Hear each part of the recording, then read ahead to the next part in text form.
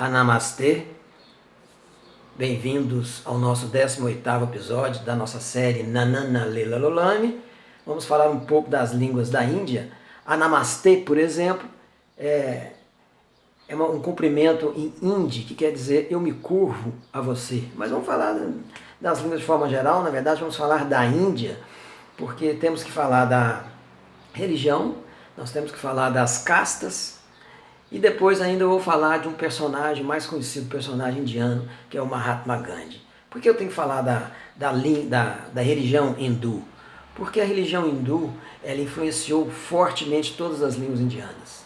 Eu tenho que falar das castas, porque as castas também foi um dos motores, um dos motivadores que causaram aquele tanto de dialeto que existe na Índia. Na Índia tem mais de 400 dialetos reconhecidos e é o país recordista em número de línguas oficiais.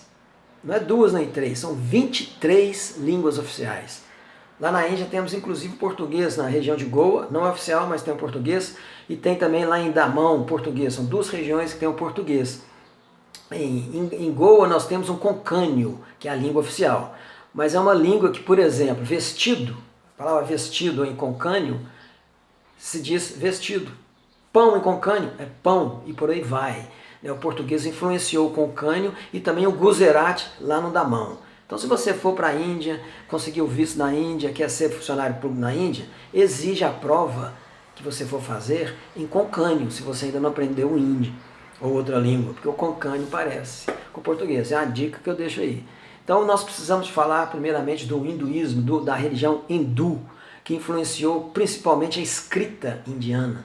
Toda a arte que tem influência de religião acaba que ela é a arte mais rebuscada, mais complicada, mais pesada. Vide o nosso barroco. E o Devanagari, que eles chamam, que é a forma de escrita indiana, ela é rebuscada. Você vê que veio de religião aquela escrita. Eu vou dar um exemplo aqui e vocês vão ver. Bom, a religião indiana, ela cumpre bem o seu papel. Numa sociedade cheia de iniquidades, a religião serve para proteger aqueles que se beneficiam dessas injustiças, dessas iniquidades. E ela faz isso muito bem. Além de ter outro papel também de manter aquela realidade da forma como ela está, de forma estática, para que quem está ganhando continue ganhando e quem está perdendo continue perdendo. Esse é o papel fundamental dessas religiões, onde a sociedade está cheia de iniquidades. Inclusive, os dominadores, aqueles que dominaram a Índia por muitos anos, os ingleses e antes os mongóis, usaram o próprio hinduísmo para manter essa dominação. Inclusive, a Índia é o único país que eu conheço que uma empresa colonizou a Índia, que foi a Companhia das Índias da Inglaterra. Depois o próprio poder inglês continuou colonizando, mas inicialmente foi uma empresa que colonizou lá. Mas vamos falar então do hinduísmo, que é bacana. Lembrando que o hinduísmo, ele tem evidências do hinduísmo há 6.000 anos antes de Cristo. Então o que eu vou falar aqui agora, que é uma trindade de deuses, igual tem no cristianismo, que é o 3 em 1, Espírito Santo, que é difícil de entender aquilo, também nós temos no hinduísmo. Então não foi um hindu que copiou do cristianismo, porque o cristianismo tem só 2.000 anos. 2.000 anos, uns 3.000 anos, e o hindu tem 6.000 anos. Muitas lendas, muitas histórias da religião cristã, na verdade, foram tiradas do hinduísmo. Mas é interessante, eu vou falar que, resumidamente, são os 3 deuses: Brahma, Vishnu e Shiva. Não vou falar nem do Vishnu nem do Shiva mesmo, porque eu não entendo nada de hindu, tentei entender, é complicado. Mas o Brahma eu achei muito interessante o seguinte: Brahma é o deus que acorda, a primeira coisa que ele faz, está lá cansado, não tem nada para fazer, ele vai e cria o universo. De manhã ele cria o universo. À noite ele põe fogo, destrói o universo. Dorme. Quando ele acorda, ele cria o universo. À noite, põe fogo e dorme. E é isso. Ele vai fazendo isso. Só que o dia de Brahma são 4.200.000.000 de anos. Então ele vai criar o universo vai durar 4 bilhões de anos, no nosso dia, no nosso tempo, mas no tempo dele é um dia só. Acabando os 4 bilhões de anos, ele põe fogo no universo. E vai repetindo isso. Interessante que na física tem essa teoria também do Big Bang, né? Que o universo expande. Tem uma teoria que fala que existe massa suficiente no universo para que ele volte no crunch de novo, né? Vai voltando até voltar à singularidade, depois explode de novo, vai e volta. Tem essa teoria na física realmente, né? A teoria Brahma. Inclusive alguns falam teoria Brahma. E ele vai fazer isso 100 vezes. 100, em qual dia que nós estamos, eu não sei, eu acho que nem os hindus sabem, mas é 100 vezes que ele vai fazer isso. E depois da 100ª vez, Janduí, o que vai acontecer? Nada. Acaba tudo, é um nada. É muito esquisito. Né? Isso é a religião hindu, é o resumo do resumo. Quem quiser se interessar, entra no Google lá e estuda mais. Vocês vão quebrar a cabeça, fundir a cabeça de vocês. Segundo que é importante falar é sobre as castas. A gente tem que entender um pouco das castas indianas. Aquilo é um absurdo, cara. Fala, não, gente, isso é cultura. Cultural o quê? Né? Quer dizer, então, que lá na Somália, em regiões da Somália lá, as crianças, elas são mutiladas para não ter prazer quando chegar à fase de adolescência. Isso é cultura também, isso é legal? Não é.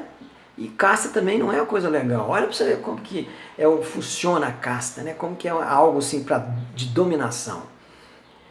Brahma, Deus Brahma ofereceu a cabeça dele para fazer a primeira casta, que é a casta dos Brahmanes. Um paralelo aqui para o Brasil, sei o que? Os Brahmanes.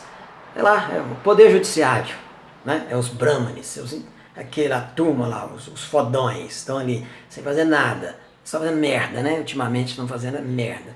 Mas está lá, os Brahmanes, eles foram feitos da cabeça de Brahma. Com o braço de Brahma, eles fizeram a segunda casta, que são os Kshatriyas. Os Kshatriyas, na verdade, são os que mandam. Seria, aqui na perspectiva marxista, né, os donos do meio de produção. Os donos de bancos, os donos das indústrias, essa turma são os Kshatriyas. Certo? E olhem, todas as castas são endógamos. Endógamo significa o seguinte, né, a turma de judiciário lá, os Brahmanes só casa com Brahmane, os Kshatriyas só casa com Kshatriya e por aí vai. Depois vem os Vaishyas. Os Vaishyas já começam a entrar na turma mais alegre, que são os comerciantes. Eles falam que são os comerciantes, os trabalhadores mais urbanos. Tá? E depois vem os Sudras, que é nós, que é a turma dos operários, dos fudidos. Né? É onde que a desigualdade bate firme, bate forte. Né? E todo esse sistema, né, toda essa religião é exatamente para segurar isso aí. Tudo bem que vocês estão sendo prejudicados aí nessa organização, mas o mundo é assim, certo? Então não reclama não. E não acabou não, cara. Lembrando, né, os Sudras, eles foram feitos da perna, do pé. Né, da perna são os Vaishyas, que é a terceira camada. A quarta camada pegou o pé de Brahma e fizeram nós, que é a última base da pirâmide. Acabou? Não acabou não. Eles ainda vão justificar a escravidão. É aquele neguinho que está mais fudido ainda que a gente. Né? Que no Brasil tem cheio também, que são os Dalits, coitados. Sabe da onde que eles tiraram Dalits? Da poeira do pé de Brahma.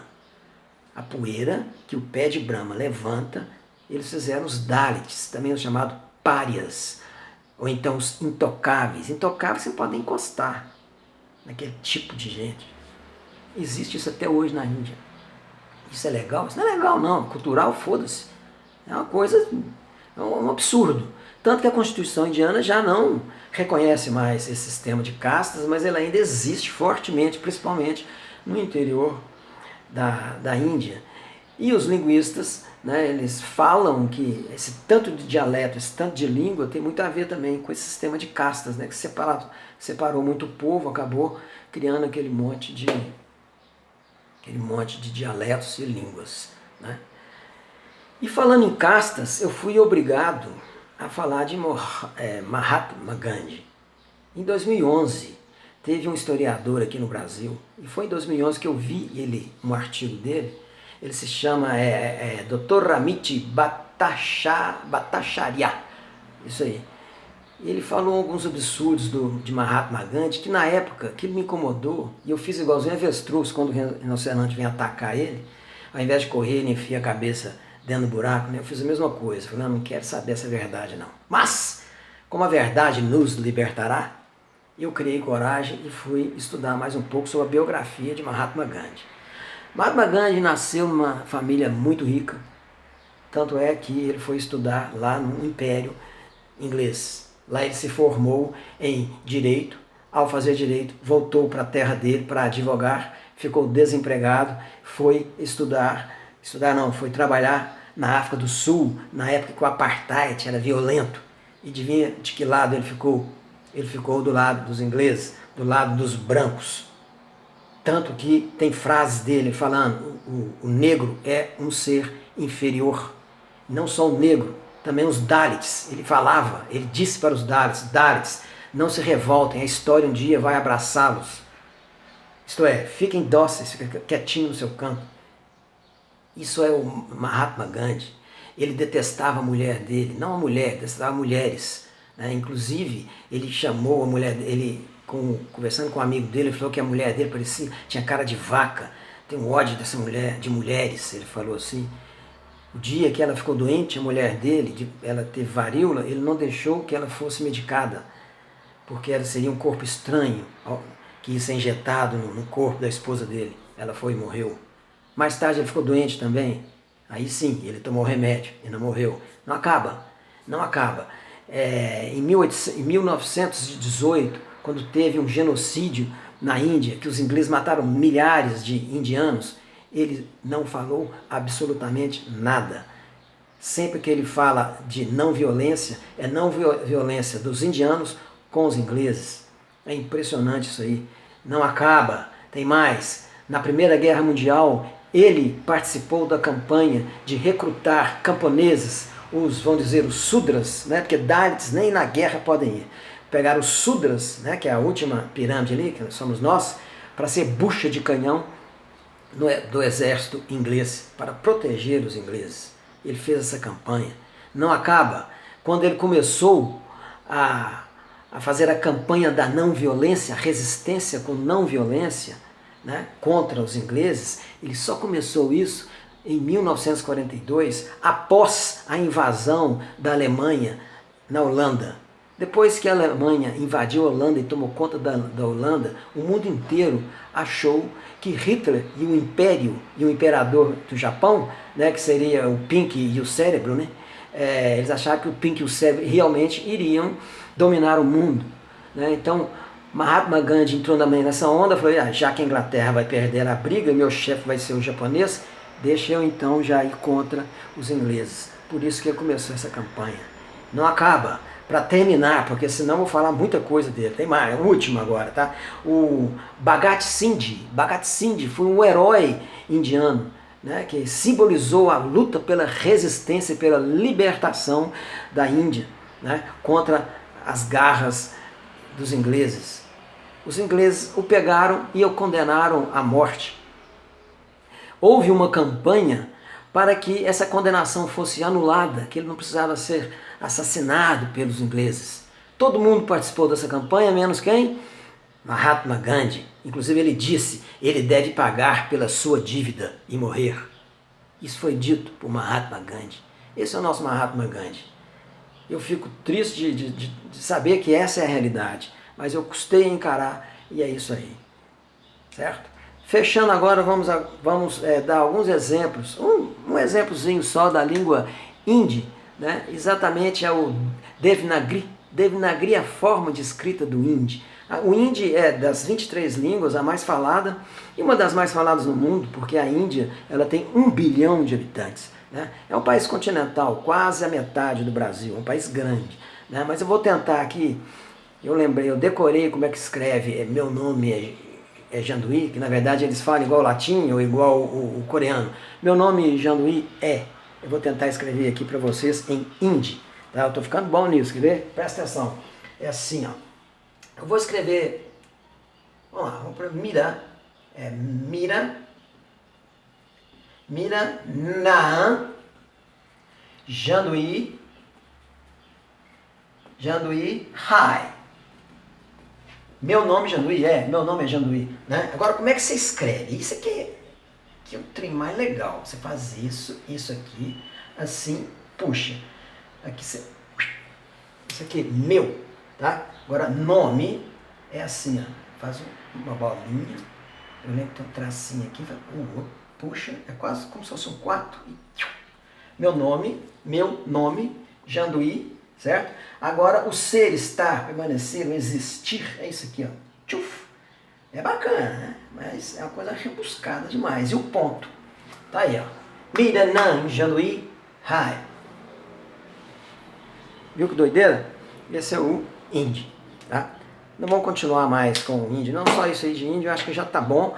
Vamos agora ao nosso Segue o Líder, e eu vou falar com muito orgulho, apesar do Atlético ter perdido para o Corinthians, mas jogou muito bem, né? Eu perdoo o nosso goleiro, é um goleiro novinho, tá jogando muita bola, cometeu um erro, mas não tem problema, galão, bola para frente, e vamos lá, é Nita Kapal Inkaren, Segue o Líder. Nita Kapal Inkaren, Segue o Líder em hindi. Semana que vem, para encerrar a nossa primeira temporada, né, que não tem mais Ásia, eu não tenho mais banco de dados para falar sobre as línguas asiáticas, vou falar do resto ali na Oceania. Essas línguas são uma teteia, tá? Língua onde tem uma ilha, muito sol, comida à vontade, não tem jeito da língua ser feia, a língua é bonitinha, ela é simples e gostosa de ser ouvida, tá? E aí a gente fecha a nossa primeira temporada. Um abraço para todo mundo e até lá.